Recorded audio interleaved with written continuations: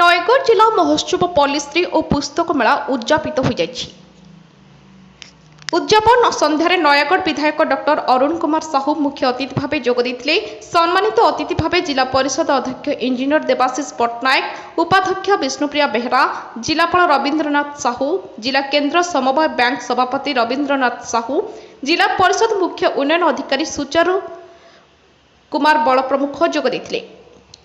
नयगढ़ आरक्षी अधीक्षक राहुल जैन सभापति अनुष्ठित सभा को कवि गोपीनाथ सेठी एवं स्मिता स्वाई संयोजना करथिले।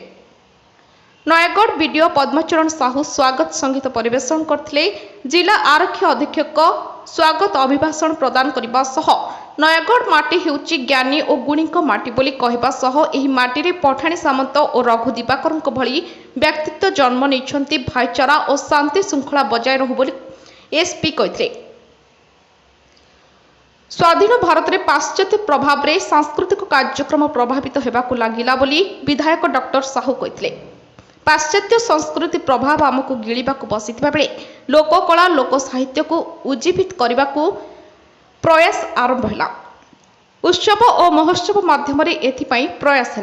कोरापुट पर्व ठारू आरंभ करी विभिन्न जिले में महोत्सव माध्यम कला साहित्य और संस्कृति को बंचाइबा पाई आयोजन करा जाउछि।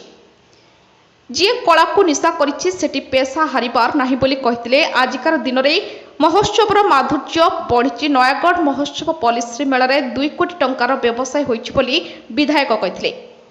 महोत्सव रे 250 रु अधिक स्टॉल पड़ी। 12टी राज्य रे मध्य हमर स्टॉल पड़ी। अन्य राज्य रे एवं अन्य जिल्ला रे मध्य स्टॉल पड़ी। हमर एठी 2 कोटी रु अधिक टंकार किना बिका मध्य होइछि। आमर 5 दिन भितर आमर आम आशा करूँ लक्षाधिक लोक ये जनसमागम होती। महोत्सव में जहाँ जहाँ आम सांस्कृतिक कार्यक्रम थिला सेटा सुचारू रूपे करा जाइछि एवं लोक मैंने बहुत एंजॉय करछन्ति। आईन श्रृंखला परिस्थिति पुलिस वाला सजग थिले।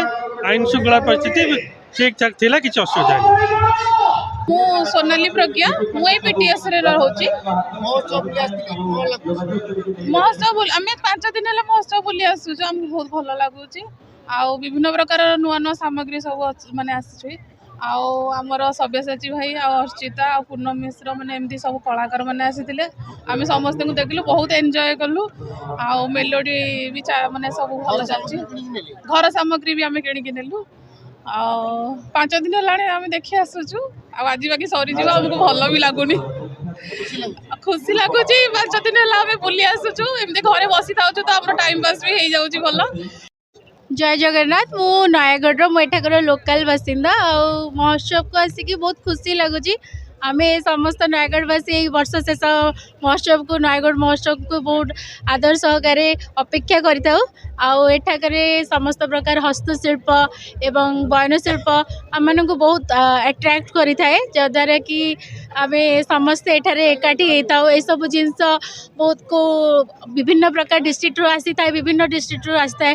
तो एक ओरमास ये सब माने व्यवस्था बहुत खुशी लगी था आम को, कहीं सबू डिस्ट्रिक्ट आम सब समय पहुँची पार न था। किंतु एपरी महोत्सव रे ये सब सुजोग मिली आम मैंने बहुत खुशी जिनस टे किणी था।